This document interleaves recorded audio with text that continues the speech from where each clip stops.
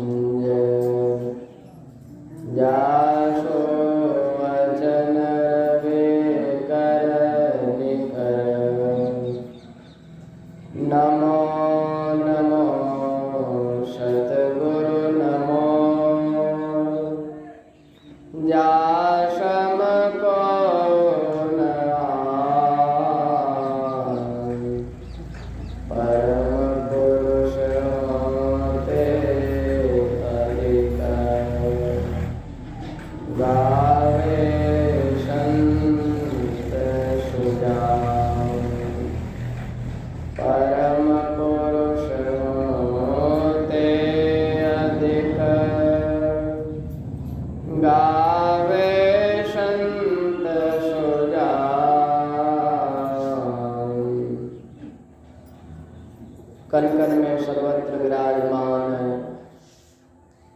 परम आराध्य सद्गुरु महाराज के युगल पाद पद्मों में कोटि कोटि सार नमन। सत्संग में आए हुए सत्संग सुने बंधुओं, माताओं एवं धर्मशिला भक्तिमती बहनों, आप सबों को प्रणाम।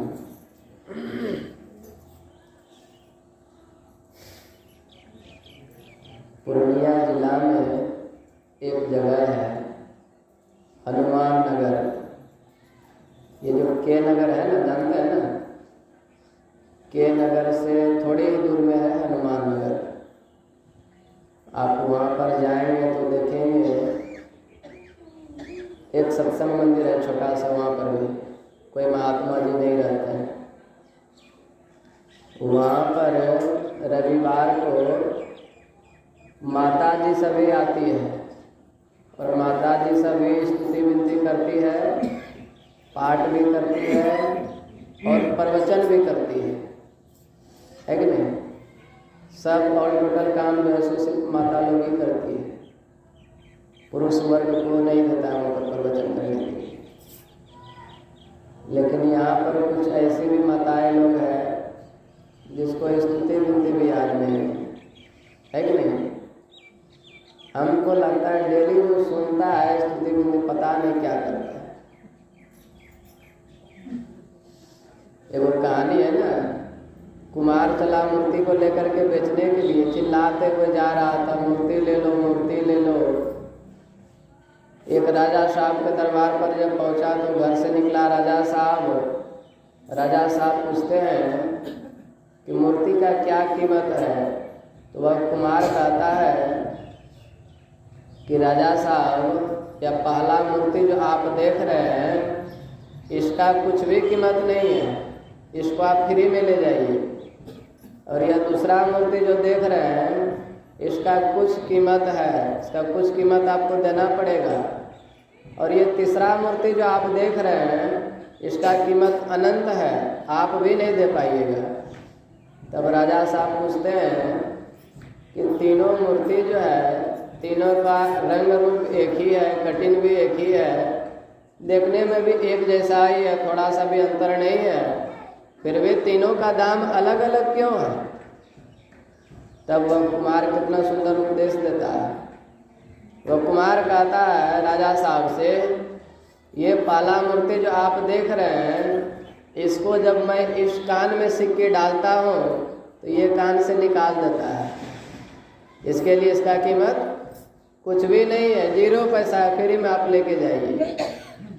और ये दूसरा मूर्ति जो आप देख रहे हैं इसको जब इस कान में सिक्की डालता हूँ ये इधर से नहीं निकालता, ये मुंह से निकाल देता है, इसके लिए इसका कुछ कीमत है है कि नहीं। और ये तीसरा मूर्ति जो आप देख रहे हैं, इसको जब इस कान में सिक्के डालता हूँ तो ना इस कान से निकालता है ना मुंह से निकालता हूँ, डायरेक्ट पेट में ही ले लेता है। इसलिए इसका कीमत क्या है, अनंत है, आप भी नहीं दे पाइएगा। तो सत्संग में आते सब है कि नहीं, लेकिन कीमत किसका है? जो इधर से सुने इधर निकाल दिए उसका कीमत है। एक माता जी यहाँ पर है, उसको रोज सुनाते हैं हम, माता जी भजन ऐसे गाइए ऐसे गाइए, फिर भी जो है आज उनको लगता है 2 महीना होने जा रहा है ना, वैसा कोई दिन नहीं गया होगा कि हम उसको नहीं समझाते हैं, फिर भी वो गलत ही गाती है, सुनती है पता नहीं क्या कर देती है। तो सत्संग में आते हैं तो सत्संग को सुनिए, सुनने वालों का ही वैल्यू है। गमछा झाड़ सत्संग करेंगे तो कुछ लाभ नहीं होगा। एगो माता जी सत्संग में आई, महात्मा जी प्रवचन कर रहे थे, आकर के सत्संग में बैठी, 10 मिनट मोबाइल वगैरह चला ली, उसके बाद उठ करके चली गई। अब वह घर में जाकर के कहते अपने बच्चे लोगों से कि देखो महात्मा जी कैसे आए हैं। महात्मा जी कह रहे हैं कि दिल्ली में कुत्ता बीमार है। तो उसका जो लड़का सब था उन लोगों का आश्चर्य लगा, ये कैसे महात्मा जी है, कह रहा है कि दिल्ली में कुत्ता बीमार है। अरे कुत्ता बीमार तो कहीं भी हो सकता है कि नहीं। कोई कहे कि दिल्ली में आदमी बीमार है तो ऐसी बात थोड़ी है कि सिर्फ दिल्ली में ही आदमी बीमार होता है, आदमी तो कहीं भी बीमार हो सकता है। अब उसका लड़का लोग घर से चला महात्मा जी के पास, महात्मा जी के पास आकर के उसका लड़का लोग पूछा कि महात्मा जी आप प्रवचन कैसा कर रहे थे। मेरी माता जी कहती है कि महात्मा जी प्रवचन कर रहे थे कि दिल्ली में कुत्ता बीमार है। क्या दिल्ली में कुत्ता बीमार होता है क्या? अब महात्मा जी का भी दिमाग घूम गया। महात्मा जी सोचने लगे कि मैं ऐसा तो कभी नहीं कहा हूँ कि दिल्ली में कुत्ता बीमार है। अरे कुत्ता तो कहीं भी बीमार हो सकता है भाई। महात्मा जी सोचते सोचते जो है सो जब उसको याद आया तब महात्मा जी कहते हैं अरे हम तो यह कह रहे थे कि दिल्ली में कुत्तू मीनार है, और ये माता जी सुन गई कि दिल्ली में कुत्ता बीमार है कि नहीं। अब समझ सकते हैं, ऐसा सत्संग सुनेंगे तो महात्मा जी को भी बदनाम कर देंगे, है कि नहीं। उसका लड़का लोग आया गुस्सा करके कि महात्मा जी कैसा प्रवचन करते हैं, है कि नहीं। तो सत्संग को सुनिए। एक माता जी सत्संग में आई, अब महात्मा जी प्रवचन कर रहे हैं, माता जी आकर के सत्संग में पूरा रो रही है। महात्मा जी मंच पर से बैठ करके देख रहा है, माता जी सत्संग को सुन करके बड़ा रो रही है कि नहीं। माता जी को रोते हुए देख करके महात्मा का मन बड़ा आनंदित हुआ। महात्मा सोचने लगा माता जी जो है सो बड़ा सत्संग को आनंद से सुन रही है, समझ रही है, उसे जीवन में उतार रही है। इस सत्संग के प्रेम बस जो है सो इसकी आंखों से आंसू निकल रहा है कि नहीं। जब वो सत्संग खत्म हुआ, महात्मा जी गए अपने रूम में, तब वह माता जी जब गए प्रणाम करने के लिए, महात्मा जी पूछते हैं कि माता जी आप सत्संग को सुन करके बड़ा एकदम से रो रहे थे, क्या बात है। तब वह माता जी क्या कहती है, बाबा हम सत्संग को सुन करके नहीं रो रहे थे माता जी कहती है कि बाबा हम सत्संग को सुन करके नहीं रो रहे थे, मेरा एक पाठा हेरा गया है। वो पाठा का दाढ़ी भी आप ही के दाढ़ी की तरह था। आपका दाढ़ी को देख करके हमको ऐसा लगा कि मेरा पाठा ही तो नहीं है, वही दाढ़ी को देख करके हंस रहे थे, रो रहे थे। अब समझ सकते हैं, ऐसा सत्संग को सुन करके रोएंगे तो काम चलेगा। सत्संग को सुनिए आनंद मन से, उसको समझिए, जीवन में उतारिए, तभी कुछ लाभ होगा। अभी हम आप लोग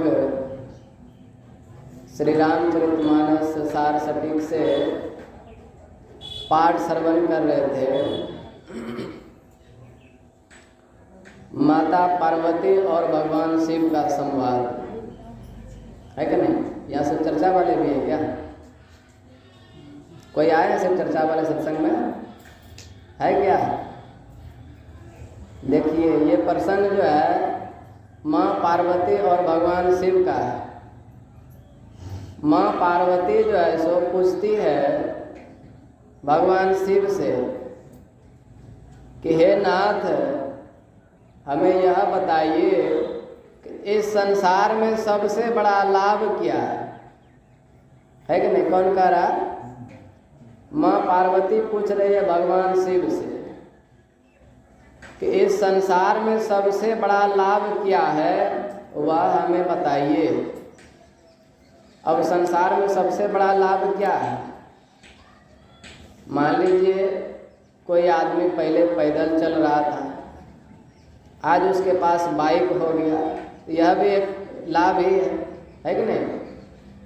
कुछ दिन के बाद उसके पास 4 व्हीलर हो गया, यह भी एक लाभ है कि नहीं?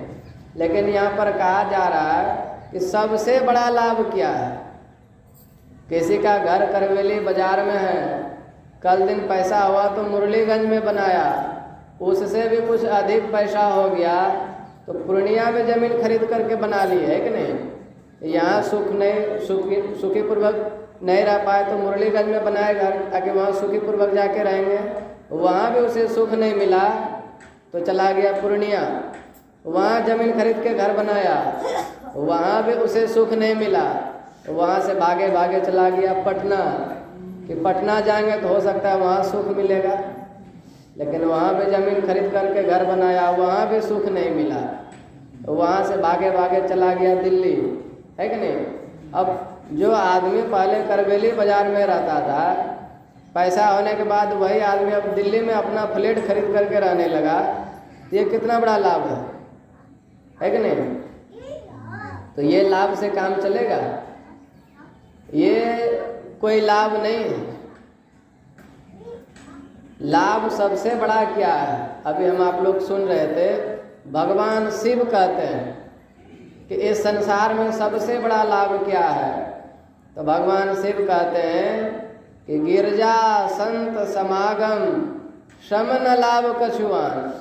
इस संसार में जो है संतों का सानिध्य प्राप्त हो जाए, संतों का संग प्राप्त हो जाए, हमें सत्संग मिल जाए, उससे बड़ा लाभ इस संसार में दूसरा कोई नहीं है कि नहीं? लेकिन फिर भी हम आप लोग जो है सो, कौन कह रहा है? ये भगवान शिव कह रहे हैं कि सत्संग जीवन में मिल जाना सबसे बड़ा लाभ है कि नहीं? बड़े भाग पाइए सत्संगा, भगवान राम कहते हैं ना, बड़े भाग पाइए सत्संगा, अभी नहीं प्रयास हो है भवभंगा। तो यह सत्संग जो है बड़े भाग्य से मिलता है, यह सत्संग सबसे बड़ा लाभ है किसी को मिल जाए तो। लेकिन इतना बड़ा लाभ हम आप लोगों को मिलता है, फिर भी सत्संग से कितना मुकर करके रहते हैं, है कि नहीं? यहाँ पर जो जितना भी माताएं लोग बैठे हैं, पुरुष वर्ग के लोग जो बैठे हैं, सबका हमको ऐसा लग रहा है कि 3 कोना तो खत्म होने जा रहा है कि नहीं? 1 कोना बचे हैं, और इसमें भी अगर यदि आप लाभ नहीं ले पाए तो क्या होगा? इसमें अगर यदि आप लाभ नहीं ले पाए सत्संगा तो क्या होगा? 184 भरमी के ऊपर अटके आए और अब की पासा ना पड़े तो क्या होगा? फिर 84 जाए। जैसे मान लीजिए कोई पहला क्लास में पढ़ाई कर रहा है कि नहीं, पढ़ाई करते करते BA MA कर लिया है, उसको फिर से कहा जाए कि नहीं तुम पहला से पढ़ाई स्टार्ट करो, वह करेगा? वह नहीं करेगा। लेकिन आप सत्संग में नहीं आएंगे, संतों का सानिध्य प्राप्त नहीं करेंगे, सत्संग नहीं करेंगे तो क्या होगा? 184 भरमे के ऊपर अटके आए और अब की पासा ना पड़े तो फिर 84 जा। आप जहाँ से उठे थे पुनः वहीं डाल दिया जाएगा, है कि नहीं? फिर से नाना प्रकार के योनि में जाएंगे। इस पूरे संसार में जो है सो, ए बच्चा बैठ, पूरे संसार में जो है 84 लाख प्रकार का जीव है, उसमें सबसे श्रेष्ठ ये मानव का ही शरीर है कि नहीं? मानव शरीर के जैसा कोई शरीर नहीं है। और आप अच्छा कर्म नहीं करेंगे, बुरा कर्म करेंगे, तो ये मानव का शरीर आपका छूटेगा और अन्य शरीर में चले जाएंगे, तो ना जाने कितना दुख भोगेंगे, है कि नहीं। कबीर साहब कहते हैं, दीवाने मन भजन बिना दुख पाइय, अब पहला जन्म भूत का पैयो, 7 जन्म पछतैयो। आप भजन नहीं करेंगे, सत्संग नहीं करेंगे तो क्या होगा, आपका शरीर छूटेगा तो आप क्या बनेंगे, आप भूत बनेंगे। और भूत का आयु कितना होता है जानते हैं, 10,000 वर्ष होता है। आपका पहला जन्म भूत का पैयो तो 7 जन्म पछतैयो। मान लीजिए आपका भूत में जन्म हो गया तो एक ही बार नहीं 7 बार आपको भूते बनना पड़ेगा, और 10 7 70,000 वर्ष तक जो है सो भूत का जीवन व्यतीत करना पड़ेगा। अब भूत का जो शरीर होता है जानते हैं कैसा होता है, उसका मुंह जो होता है, जैसे घर में पंडित जी सब आते हैं कभी पूजा पाठ करवाने के लिए, तो पूजा करते हैं ना, तो कुश रखता है, देखें कुश से पानी डालता है एक साइड में, तो कुश से पानी किसको डालता है, उसी भूत को पानी डालता है। भूत को जो है कुश से पानी पिलाता है, वो गिलास से पानी नहीं पी सकता है, लोटा से पानी नहीं पी सकता है। क्यों नहीं पी सकता है, उसका जो मुंह होता है वह इतना छोटा होता है, इतना छोटा होता है, सुई का जो नोक देखे है ना, सुई का नोक कितना छोटा होता है, उतना ही छोटा उसका मुंह होता है। पेट बड़ा, मुख सुई समाना, सुई के समान उसका जो है सो मुंह रहता है, और पेट उसका बहुत बड़ा रहता है। उसको कितना पानी पिला दीजिए उसका पेट भरने वाला नहीं, उतना छोटा छिद्र से कितना पानी जा सकता है, पेट नहीं भरता है। इसीलिए किसी के शरीर पर जब आता है तो पानी मांगता है पीने के लिए, है कि नहीं, पानी मांगता है पीने के लिए। आप भजन नहीं करेंगे, सत्संग नहीं करेंगे तो वैसे शरीर में चले जाएंगे, उसके बाद कितना कष्ट होगा, बहुत कष्ट होगा। और बाबा कबीर कहते हैं, ऐसो जन्म नहीं पैवेर मन तो, यानी अभी जो मानव का शरीर मिला है या मानव का शरीर नहीं मिलेगा, भजन नहीं करेंगे तो। ऐसो जन्म नहीं पैवेर मन तो, ऐसो जन्म नहीं पैवेरे, सूकर स्वान चराचर पशुआ, यानी कुत्ता बिलाय गधे गिदर के शरीर में चले जाएंगे। और क्या होगा, सुकर स्वान चराचर पशुआ, जन्म जन्म दुख पैवेरे, है कि नहीं, जन्मों जन्मों तक जो है सो दुख आप भोगते रहेंगे, लेकिन सुख आपको मिलने वाला नहीं है। जब आप वैसे शरीर में चल जाएंगे तो बहुत पछताएंगे कि परमात्मा ने हमें पहले मानव का शरीर दिया था, लेकिन मैंने अच्छा कर्म नहीं किया, कभी संत महापुरुषों का जो सो दर्शन नहीं किया, उनसे सदयुक्ति नहीं जाना, मैंने उनसे सदयुक्ति जान करके कभी सत्संग नहीं किया, उसका फल स्वरूप क्या हुआ, आज ऐसे शरीर में आ गए। आज हम भी मानव का शरीर में रहते तो कितना बढ़िया सुखी पूर्वक जीवन व्यतीत करते, है कि नहीं। बहुत पछताना पड़ेगा। इसलिए कहते हैं जब मानव का शरीर मिला है तो इसमें भी सबसे बड़ा लाभ संतों का संग मिलना है कि नहीं। तो संतों का सानिध्य भी हम आप लोगों को मिला हुआ है कि नहीं। कितने बड़भागी हैं। एक गुरु महाराज जो देख रहे हैं, इतने बड़े संत थे, इतने बड़े संत हैं, कहते हैं नमो नमो सतगुरु नमो अजासम को नाम, यानी गुरु महाराज जो है इसके समान पूरे विश्व में, पूरे ब्रह्मांड में कोई नहीं है। नमो नमो सतगुरु नमो जासम को नाम, ऐसे महापुरुषों का जो है सो हम आप लोगों को सानिध्य प्राप्त हुआ है कि नहीं। और कैसे महापुरुष थे जानते हैं, मैंने ऐसा सुना है किसी महापुरुषों के मुखारविंद से कि कुप्पा घाट में जब गुरु महाराज रहते थे तो भगवान शिव जो है सो 7 दिनों तक आए थे गुरु महाराज से मिलने के लिए। आप लोग सुने, 7 दिनों तक जो है गुरु महाराज से मिलने के लिए भगवान शिव आए थे। वो भी कैसे, शरीर में कपड़ा वपड़ा कुछ नहीं, सिर्फ नंगोटा पहन करके आते थे, मेन गेट से प्रवेश करते थे और चले जाते थे जहाँ गुरु महाराज रहते थे, गुरु महाराज के रूम में जा कर के प्रवेश करते थे, गेट लॉक करते थे। अब महापुरुषों के पास जब जाते थे, महापुरुष ही जाने क्या बात विचार होता था और रूम से ही अंतर्धान हो जाते थे, बाहर नहीं निकलते थे। ऐसे क्रम से 7 दिन तक लगातार आए थे। ऐसे महापुरुषों का जो सानिध्य हम आप लोगों को प्राप्त हुआ है, कम बड़ी बात है। इसलिए भगवान शंकर कहते हैं गिरजा संत समागम सम न लाभ कछुआन, अब बिनु हरे कृपा न होए सो गावहि वेद पुराण। संतों का संग हम आप लोगों को जो मिला है वह कैसे मिला है? ईश्वर का अत्यंत कृपा है हम आप लोगों के ऊपर, है कि नहीं? बिनु हरे कृपा न होए सो, परमात्मा की कृपा है, उसी कृपा के फल स्वरूप जो है हम आप लोगों को ऐसे संतों का सानिध्य प्राप्त हुआ है। आप लोगों को लगता है कि यहाँ गुरु महाराज बैठे हैं? लग रहा है गुरु महाराज यहाँ बैठे हैं? विश्वास नहीं होता है कि नहीं? विश्वास जिस दिन हो जाए कि यहाँ गुरु महाराज साक्षात बैठे हैं तो उसी दिन समझिए आपका परम कल्याण हो जाएगा, है कि नहीं? जब गोस्वामी तुलसीदास जी महाराज की तपस्या से भगवान श्री राम प्रकट हुए तो भगवान श्री राम कहते हैं कि तुलसीदास मैं तुम्हारी तपस्या से अत्यंत प्रसन्न हूँ, तुम जो है सो वरदान कुछ मांगो। तो वह तुलसीदास जी महाराज वरदान में क्या मांगते हैं? दे सत्संग निज अंग। ये सत्संग क्या है? परमात्मा का निज अंग है। हम आप लोग जो आकर के यहाँ पर बैठे हैं, किस पर बैठे हैं?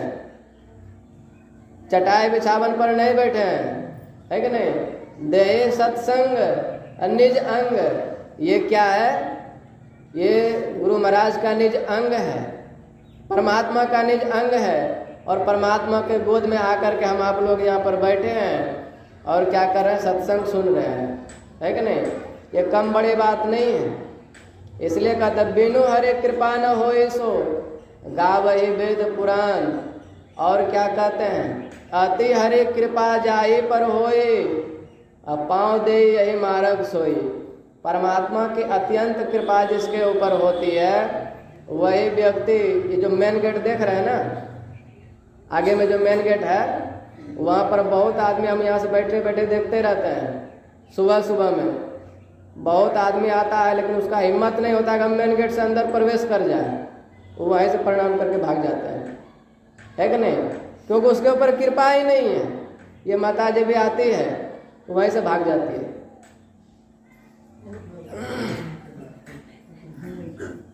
मेन गेट से प्रवेश नहीं कर सकता है, प्रवेश वही करता है जिसके ऊपर परमात्मा का अत्यंत कृपा है। तो हम आप लोगों के ऊपर कृपा है कि नहीं? हम आप लोगों के ऊपर कृपा है, इसके लिए हम आप लोग जो है सो सत्संग में आए हैं, सत्संग सुन रहे हैं। ऐसे महापुरुषों का सानिध्य प्राप्त हुआ है। भगवान शंकर कहते हैं गिरजा संत समागम सम न लाभ कछुआन। संतों का सानिध्य प्राप्त तो हो गया है, लेकिन इससे लाभ क्या होगा? संतों का सानिध्य प्राप्त हो गया है, इससे लाभ क्या होगा? महर्षि साईं स्वामी जी महाराज कहते हैं भजोरे मन संत चरण सुखदाई, असंत चरण है नाव तरन को, भव बाहरी दे दुखदाई, और उनके चरण शरण होई बैठो, भव दुख जाए नसाई। है कि नहीं? संतों के चरणों में आप लगे रहेंगे तो क्या होगा? मरने के बाद जो भवसागर पार होना पड़ता है, बैतरणी नदी जो कहते पार होना पड़ता है, वो बैतरणी नदी में क्या बहता है? पानी नहीं बहता है, हाड़ मांस पीत वगैरह वगैरह बहता है, उसको पार करना पड़ता है। और उसमें जो है बहुत बड़ा बड़ा जीव जंतु सब रहता है, मगरमच्छ घड़ियाल ये सब रहता है। जो पापी आदमी होता है उसको वो नोच नोच करके खाता है कि नहीं? उसको नोच नोच करके खाता है। लेकिन जो धर्मात्मा होता है वह तो हंसते हुए पार कर जाता है, उससे वह जीव जो है डर से दूर ही रहता है, उसमें आकर टच नहीं कर सकता है कि नहीं? कोई आदमी कहता है अरे हमको तो डैन कर दिया है कि नहीं? लेकिन महात्मा जी को कहिए उसको करने के लिए, वो कभी नहीं कर सकती है, चाहे कितना बड़ा डैन हो। कुप्पा घाट में एक बार आए एक जादूगर बोला कि हम काली माँ को साक्षात प्रकट कर देते हैं जादू, अपने जादू से, अपने कला से। और गुरु महाराज कुप्पा घाट में उपस्थित थे, गुरु महाराज भी आए, दिखाओ जादू। अब वह जादू जो दिखाने लगा, काहे के लिए काली माँ वहाँ पर प्रकट होगी, नहीं हुई, है कि नहीं। वैसे ही जो सज्जन व्यक्ति होते हैं, जो धर्मात्मा होते हैं, उससे वो बड़े बड़े जीव जंतु है दूर ही रहता है कि नहीं। तो भजोरे मन संत चरण सुखदाये, संत चरण है नाव तरन को, है कि नहीं। वो आप हंसते हुए पार कर जाएंगे। संत चरण है नाव तरन को, भव बारे दे दुखदाई। आपका जो दुख है वह सब खत्म हो जाएगा। जो तुम चाहो इसी जन्म में भव सागर से तरना, और सत्संग सेवा सुमिरन बंदे सदा ही करते रहना। राम नाम की नैया, क्या कहते हैं, राम नाम की नैया, और जिसके हैं संत खेवैया, है कि नहीं। उस नाव को खेवने वाले कौन है, संत है। आप संतों का सानिध्य प्राप्त करेंगे तो संत क्या करेंगे, उस नाव में आपको बैठा करके और आपको क्या करेंगे, जन्म मरण के चक्र से सदा सदा के लिए छुटा करके उस परम धाम में जा करके मिला देंगे, जहाँ से पुनः इस संसार में आना नहीं पड़ता है कि नहीं। तो हम आप लोग क्या करते हैं, संतों को छोड़ करके इधर उधर भटकते रहते हैं देवी देवता के पीछे, है कि नहीं। देवी देवता के पीछे भटकेंगे तो काम चलेगा। रघुनंदन बाबा का नाम सुने हैं, सुल्तानगंज में रहते हैं। उनकी वाणी में है कि संत चरण के छोड़े के लोगवा, पूजे से पत्थल झार, गुरु बाबा हो करो न हमरा भवसागर से पार। संतों का चरणों को छोड़ करके आप पत्थल को पूजने जाएंगे, झार को पूजने जाएंगे, काम चलेगा, काम बनने वाला नहीं है। देखिए उनकी भी पूजा करनी चाहिए। उनकी पूजा करने से आपको क्या होगा, रिद्धि सिद्धि तो मिल जाएगी, लेकिन आपका परम कल्याण नहीं होगा। आप आवागमन के चक्र से नहीं छूट सकते हैं। आवागमन का चक्र जो है वो आपके ऊपर लगा ही रहेगा। बार बार इस संसार में आएंगे, बार बार जन्म लेंगे और बार बार यहाँ से मर करके जाएंगे। तो ये कष्ट जो है छुड़ा नहीं सकता है। इस कष्ट को कौन छुड़ा सकता है, तो हमारे गुरु महाराज कहते हैं, ईश्वर देव पितर परिजन सो होत न यह उपकार।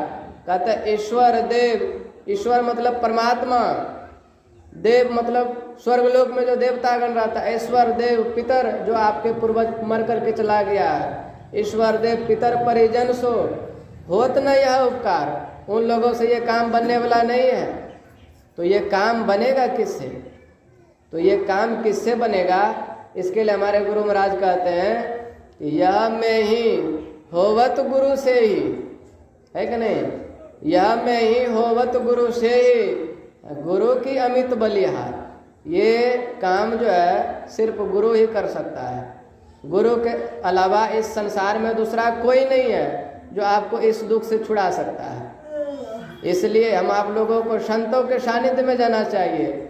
सत्संग युग में दिया है, उत्तिष्ठत जागृत प्राप्य वरान्य बोधत क्षुरस्य धारा निशिता दुरत्या दुर्गम पथस्तक कवियो वदन्ति। कहते हैं, अरे अविद्याग्रस्त लोगों, उठो, जागो, अज्ञान की निंद्रा से जागो और श्रेष्ठ पुरुषों के समीप जाकर ज्ञान प्राप्त करो।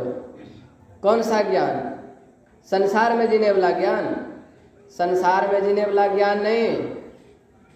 इस संसार से कैसे छूटा जा सकता है वो ज्ञान प्राप्त करो। तो वह श्रेष्ठ पुरुष कौन है, वह श्रेष्ठ पुरुष कोई संत ही है, कोई गुरु ही है कि नहीं। जब तक आप उनके शरण में नहीं जाएंगे तो आपको वह ज्ञान जो है मिलने वाला नहीं है। और संत जो होते हैं, कहते हैं महर्षि साई स्वामी जी महाराज कि संत और भगवंत में कोई अंतर नहीं होता है। परमात्म साकार संत है, यहो गुरु ज्ञान बताए, है कि नहीं। परमात्म साकार संत है, यहो गुरु ज्ञान बताए, मतलब परमात्मा के समान ही जो है, और कहा जाता परमात्मा से बढ़कर के संत होते हैं। आज हम आप लोग इस संसार में जो सुखी पूर्वक जी रहे हैं, चैन से जो जी रहे हैं, ये कहा जाए इस पृथ्वी पर जो बड़े बड़े संतों की कृपा है, उनके बदौलत ये पृथ्वी टिकी हुई है कि नहीं। आज बड़े बड़े संत इस पृथ्वी पर नहीं होता तो हम आप लोग भी यहाँ पर नहीं होते। किसी महापुरुषों की वाणी है ना कि आग लगी आकाश में, चुई चुई गिरे अंगार, संत न होते जगत में तो क्या होता, जल जाता संसार। ये संसार जल करके राख हो जाता। संतों की बहुत बड़ी कृपा है, जो उनके तपस्या के बदौलत, उनके सत्य के बदौलत जो है सो ये पृथ्वी टिकी हुई है, और हम आप लोग जो है सो इस पर शांति से जो है सो जी रहे हैं। अब मन में विचार होगा, उत्पन्न होगा कि संतों का सानिध्य प्राप्त करने से किसका कल्याण हुआ है कि नहीं। संतों का सानिध्य प्राप्त करने से किसका कल्याण हुआ है। तो रामचरितमानस को आप पढ़ेंगे तो बालकांड में आया है, वाल्मीकि नारद घट जोनी, निज निज मुखनी कहीं निज होनी। वाल्मीकि डाकू थे, हत्यारे थे, नारद क्या थे, दासी पुत्र थे। लेकिन उन वैसे डाकू हत्यारे जो थे वाल्मीकि, उन्होंने भी जब संतों का संग किया तो आज क्या बन गए, क्या बन गए पता है आप लोगों को। वाल्मीकि भगवान बन गए, बहुत बड़े संत बन गए। जो दासी पुत्र नारद थे, आज देखिए इतने बड़े संत बन गए हैं कि स्वयं ब्रह्मा जी का पुत्र बन गए, है कि नहीं। एक समय कौन था, दासी पुत्र था।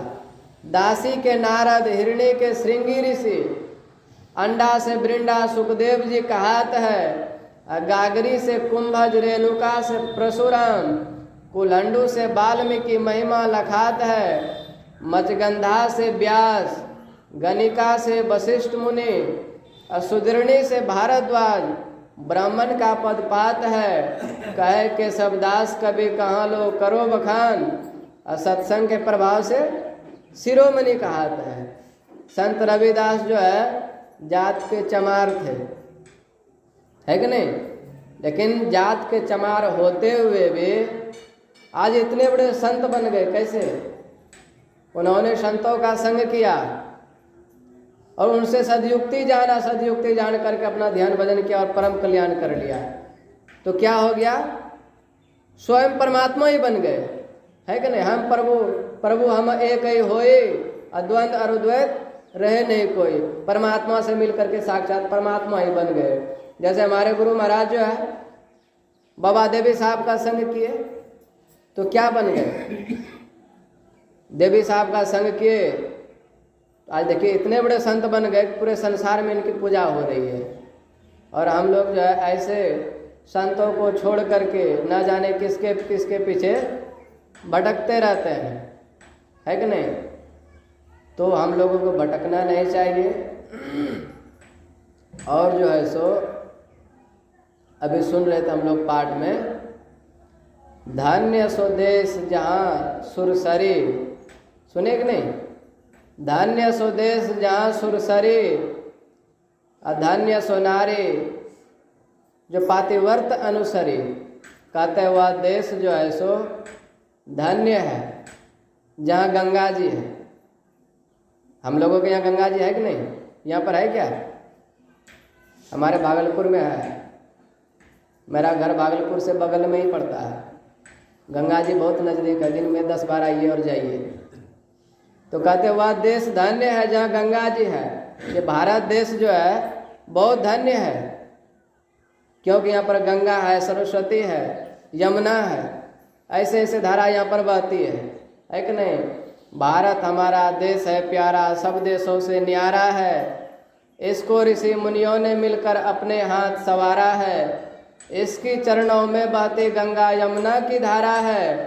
मनुजों को भी नहीं, यह देवों को भी प्यारा है।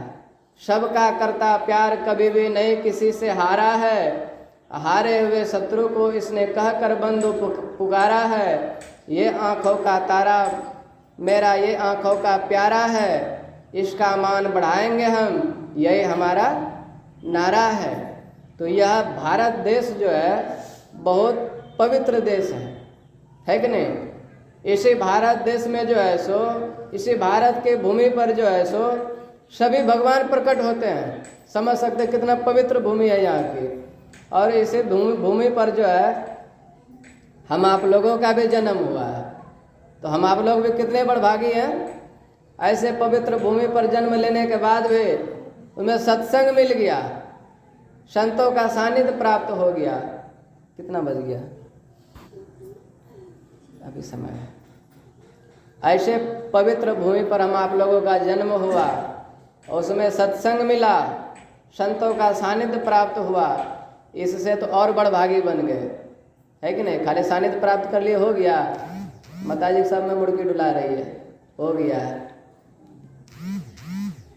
अब गेटे पर से भाग जाती है, पता नहीं घर में क्या काम है नहीं है। धन्य स्वदेश जहाँ सुरसरी, धन्य नारी पातिव्रत अनुसरी।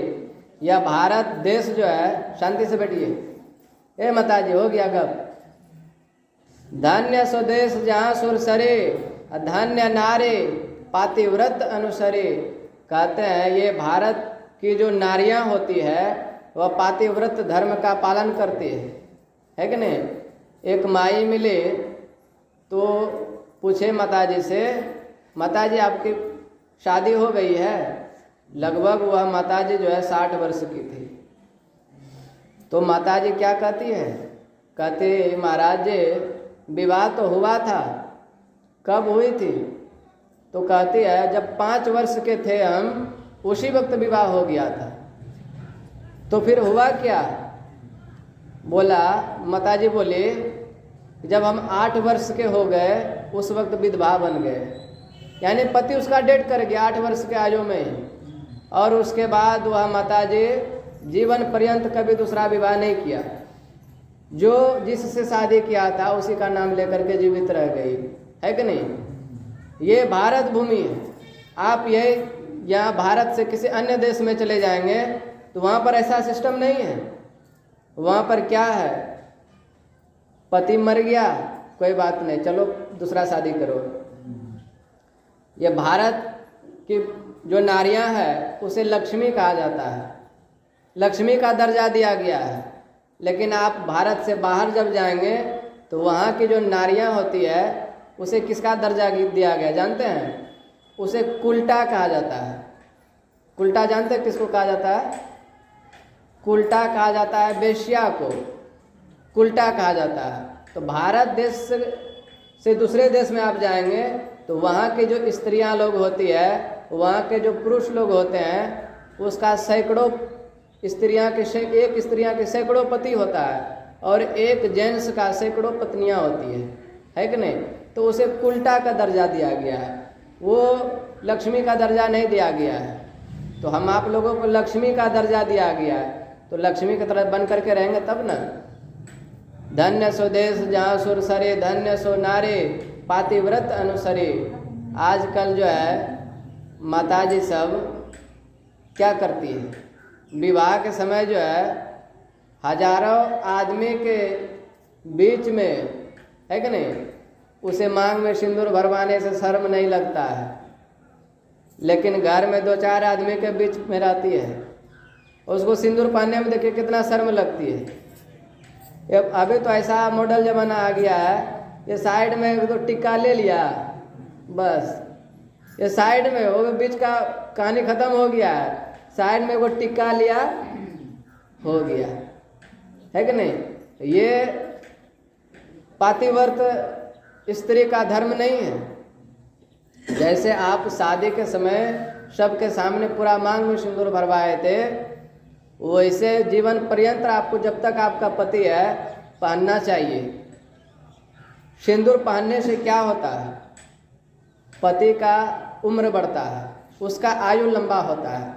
माँ सीता जब जो सिंदूर पहन रहे थे तो हनुमान जी आकर के पूछते हैं कि माता जी आप यहाँ तक सिंदूर क्यों पहन रहे हैं? माँ सीता क्या कहती है कि सिंदूर पूरा मांग भरने से पति का आयु लंबा होता है, अपने स्वामी का आयु लंबा होता है कि नहीं? तो हनुमान जी क्या करने लगे, सिंदूर का डब्बा उठाए और पूरा शरीर में सिंदूर लेपने लगे, है कि नहीं? क्योंकि उसका स्वामी भगवान श्री राम थे, तो उन्होंने सोचा हम पूरा शरीर में लगाएंगे।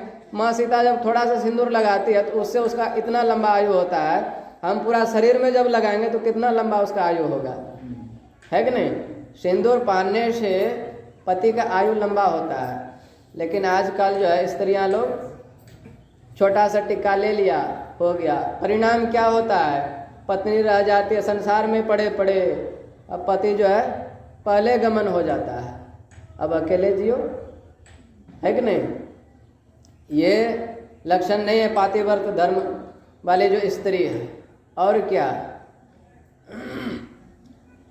जैसे कि उदाहरण तो बहुत है, समझे कि नहीं? उदाहरण बहुत है। जैसे माताएं लोग चूड़ी पहनती है, तो जब आप चूड़ी वाले के पास जाएंगे चूड़ी खरीदने के लिए, वह 1 दर्जन जब आप लीजिएगा तो कितना चूड़ी देता है? 12 को देता है, एक टा बेसी चूड़ी देती है। हम पहनते हैं फिर भी हमको पता है, हम नहीं पहनते हैं, आप लोग पहनते हैं। वह 1 चूड़ी बेसी क्यों दिया जाता है? वह 1 चूड़ी बेसी इसके लिए दिया जाता है कि आप जो हाथ में चूड़ी पहनते हैं वह आपका हाथ पूरा पूरा कभी खाली नहीं होना चाहिए। आप जैसे मान लीजिए हाथ में चूड़ी पहने हैं, इसमें आप पहनने जब बैठे हैं तो इसका जब पूरा चूड़ी निकल जाए, फिर भी इसमें 1 चूड़ी रखिए आप, अभी इसको भी आप कलाई को कपड़े से ढक करके रखिए चूड़ी निकल जाने के बाद। उसके बाद जब इसमें चूड़ी घुसा दे तब वहाँ से कपड़े को हटाइए, है कि नहीं? उसके बाद इसमें भी चूड़ी पहनिए। वह 1 चूड़ी इस तरह में इसके लिए दिया जाता है, कलाई दिखाने के लिए नहीं दिया जाता, उससे भी पति का आयु छिन्न होता है। और भी बहुत प्रकार का है उदाहरण। जैसे माताएं लोग बाल झाड़ती है, क्या करते हैं, वो चिरनी ले लिया है मोटका, जा नचनिया की तरह नाच नाच करके झाड़ रहे, पूरा घर में 4 घर है, चारों कोना में दरबन लगा रहे हैं, माथा झाड़ रही है कि नहीं? बहुत जगह ऐसा हम देखे हैं। पति, उससे क्या होगा, आपका माथा का बाल झड़ करके जमीन पर गिरेगा और उसमें जितना आदमी का पैर पड़ेगा उतना आपका पति का आयु छिन्न होगा, है कि नहीं? तो ऐसा नहीं करना चाहिए। और क्या पातिव्रत धर्म के लिए बताया गया है। माता अनुसुईया जो है सो कहती है किससे? माँ सीता से। क्या कहती है? मातु पिता भ्राता हितकारे, मित्र प्रद सब सुनो राजकुमारे। कहते हैं माता पिता जो है, भाई बंधु मित्र जो है, इनका सुख तौला जा सकता है। आप जब तक मायके में रहेंगे तब तक वह आपको पूर्ण सुखी पूर्वक रखेगा, लेकिन जब आपका विवाह हो जाएगा उसके बाद वह नहीं रख सकती है कि नहीं? कहता इन लोगों का सुख तो तौला जा सकता है, लेकिन आपका जो पतिदेव है उसके बारे में कहती है माता अनुसुईया, अमित दानी भ्राता बेदेही, अधम सो नारे जो सेव न तेहि। पति जो होता है वह अत्यंत सुख देने वाला होता है, इसलिए उनकी सेवा करनी चाहिए। और जो उनकी सेवा नहीं करती है तो कहते हैं वह अधम सो नारी, वह नारी ने अधम है कि नहीं? और क्या कहते हैं, बहुत सारे अभी ऐसा भी देखने को मिलता है कि पति बीमार से ज़्यादा ग्रसित है, पति धनहीन है अर्थात धनवान नहीं है, पति अंधा है, बहिरा है, तो लड़कियां लोग क्या करती है, उसे छोड़ दिया, दूसरे से शादी कर लिया, है कि नहीं? तो माता अनुसुईया माँ सीता से कहती है क्या चीज़? माता अनुसुईया कहती है वृद्ध रोग बस जड़ धनहीना, अंध बधिर क्रोधी अतिहीना। माता अनुसुईया कहती है पति आपका वृद्ध हो, रोगी हो, जड़, वृद्ध रोग बस जड़। जड़ किसको कहा जाता है? जड़ कहा जाता है मूर्ख को, अज्ञानी को। कहते पति आपका वृद्ध हो, रोगी हो, मूर्ख हो, और उसके बाद कहते धनहीना, जिसके पास धन नहीं हो, ऐसे पति का भी दिल नहीं दुखाना चाहिए, उसका परित्याग नहीं करना चाहिए। इतना ही नहीं, अंध बधिर क्रोधी अतिहीना, कहते आपका पति अंधा हो, आपका पति जो है बहिरा हो, बहिरा हो, क्रोधी अतिहीना, अत्यंत क्रोध करने वाले हो, उसका भी दिल नहीं दुखाना चाहिए।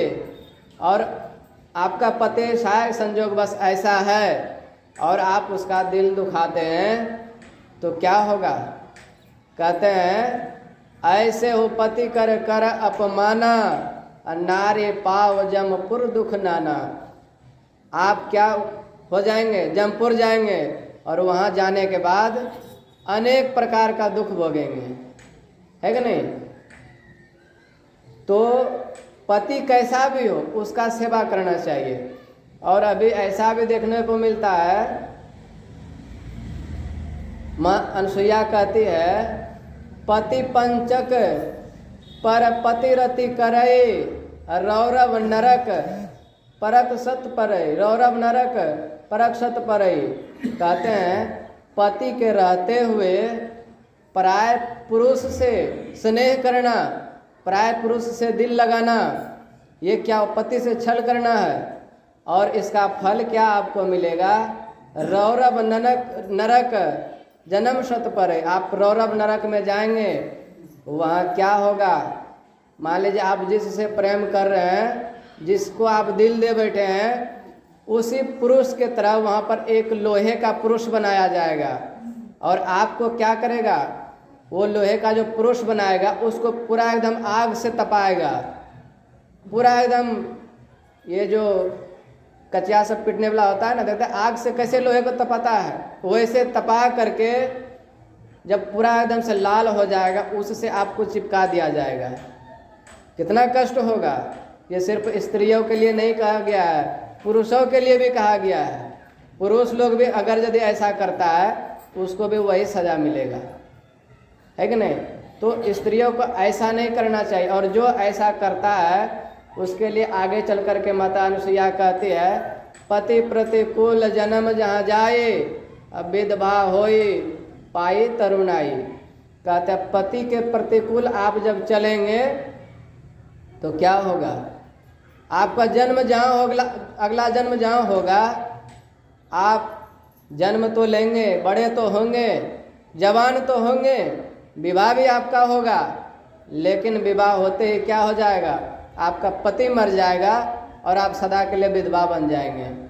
पति प्रतिकूल जन्म जहाँ जाए, अब विधवा होए पाई तरुण है। आप जवानी पा करके विधवा हो जाएंगे, पति का सुख आपको जो है नहीं मिलेगा, पति का सानिध्य आप प्राप्त सदा के लिए नहीं कर सकते हैं।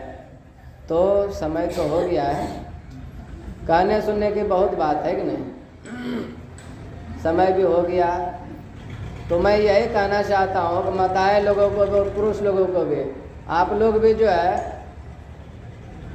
पातिव्रत धर्म का पालन कीजिए, है कि नहीं? और पुरुष लोग भी एक पत्नी व्रत धर्म का पालन करें, तभी जो है सो आपका कल्याण होगा। पालन करते हुए मान लीजिए कहते हैं बिनु श्रम नारी परम गति पाए, पातिव्रत धर्म छाड़े छल गए। कहते बिना परिश्रम के आप पातिव्रत धर्म का पालन करते हैं तो बिना परिश्रम के क्या होगा? आप परम गति को प्राप्त होंगे। बिनु श्रम नारी परम गति पाए, बिना परिश्रम के आप जो है सो परम गति को प्राप्त हो जाएंगे। लेकिन कैसे उसको ग्रहण करना पड़ेगा? पातिव्रत धर्म छाड़े छल गए, कपट छोड़ करके, अहंकार को छोड़ करके उनका शरण ग्रहण करना चाहिए, उनका सेवा करना चाहिए। तब जो है सो आप क्या होंगे? बिना परिश्रम के परम गति को प्राप्त हो जाएंगे। माता अनुसुईया को ले लीजिए, सांडली को ले लीजिए, बहुत ऐसी स्त्रियां जो है परम गति को प्राप्त हुई है कि नहीं? तो हम आप लोग भी पातिव्रत धर्म का पालन करें। और जो अभी तक संतों का सानिध्य प्राप्त नहीं किया, जो दीक्षा नहीं लिया है, उनसे गुजारिश है कि वह भी संतों के शरण में आवे और सत्संग को सुने, और सत्संग को सुन करके जो तुम चाहो इसी जन्म में भवसागर से तरना, भवसागर से पार आप होना चाहते हैं तो क्या करना पड़ेगा? सत्संग सेवा सुमरन बंदे सदा ही करते रहना, है कि नहीं? और एक छोटी सी बातें बता देता हूँ। जब विवाह होता है तो आप लोग देखें, लड़का लड़की एक हाथ में सूप लेकर के घूमती है। लड़की का जो भाई होता है आगे से धान दिए जाता है कि नहीं? उस धान को जो खपड़ी में भुजा जाता है, कितना तपाता है। बालू डाला जाता है खपड़ी में, उसके बाद बालू को हीट किया जाता है बिना बालू का। ठीक है, बिना बालू का ये खपड़ी को तपाता तो होगा ना, कढ़ाई को तपाता होगा आग में, उसके बाद उसमें उस धान को डालता है। कितना हीट रहता है वह खपड़ी। उसके बाद उस धान को भूजता है। उतना ताव लगने के बाद भी वह धान जो है सो लावा से अलग पत्ती नहीं होता है। लावा जो होता है पत्ती उसे पकड़ करके ही रखता है कि नहीं? इतना हीट होने के बाद भी वैसे ही कहते हैं पतिव्रता स्त्री के लिए आपके जीवन में कितना वो, हमारा भारतवर्ष जो है यहाँ पर वेद सम्मत शादी होता है, ऐसे शादी नहीं होता अभी जैसे हो रहा है, भाग करके शादी कर लिया तो मंदिर में जाकर विवाह कर लिया जैसे मन तैसे। ऐसा विवाह नहीं होता था पहले, वेद सम्मत विवाह होता है। सब चीज़ का एक नमूना दिया हुआ है, इसका मतलब क्या होता है, इसका मतलब क्या होता है। जैसे वह धान जो है सो कितना हो उसको आग में तपाया जाता है, लेकिन वह लवा का संग नहीं छोड़ता है। वैसे भी स्त्रियों को और पुरुषों को जीवन में कितना हो परेशानी क्यों नहीं झेलना पड़ जाए, लेकिन उसे एक दूसरे से अलग नहीं होना चाहिए, उससे सीखना चाहिए, है कि नहीं? तो अब मैं अपनी वाणी को विराम देता हूँ। भजन करें, कितना समय हो गया?